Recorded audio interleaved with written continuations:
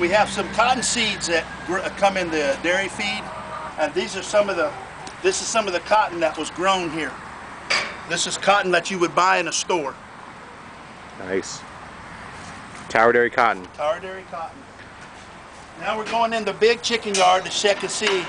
This will be the second time we pick eggs in here today.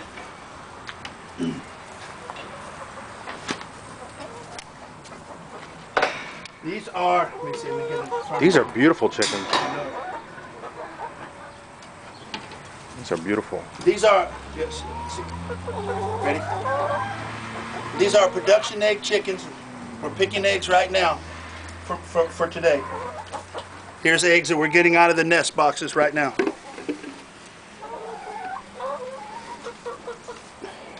This is the second time we pick eggs, so we're picking about 35 eggs a day. Nice.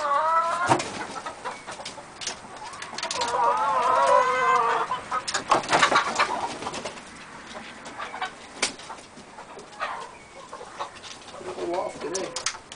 Well, we picked a bunch this morning, huh? Oh yeah, there's some right there. Beautiful. There's some more nice eggs we're getting today. Absolutely beautiful. These are hens that Jeff raised. Very nice.